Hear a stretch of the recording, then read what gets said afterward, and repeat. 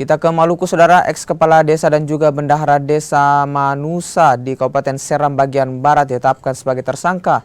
Keduanya diduga menyelewengkan dana desa hingga miliaran rupiah. Polres Seram bagian Barat menetapkan 2 tersangka dalam kasus dugaan korupsi dana di Desa Manusa, Kecamatan Inamsol, Kabupaten Seram bagian Barat, Maluku. Kedua tersangka masing-masing ex-kepala desa berinisial AN dan bendahara desa inisial AL. Keduanya diduga menggelapkan dana desa hingga lebih dari 1 miliar rupiah periode 2017, 2018, 2019, dan 2022.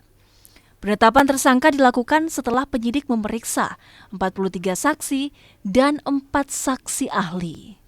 Modus operandi: 1. Tidak melaksanakan kegiatan yang tertuang pada APBDes atau kegiatan tersebut fiktif. Yang kedua, berubah dan menaikkan harga atau anggaran barang serta kegiatan tidak sesuai dengan harga sebenarnya atau di markup. Dan yang ketiga, memanipulasi laporan pertanggungjawaban keuangan. Kedua tersangka sudah ditahan sejak 13 September 2025. Keduanya kini terus jalani proses penyelidikan. Tim Liputan Kompas TV Seram bagian Barat, Maluku.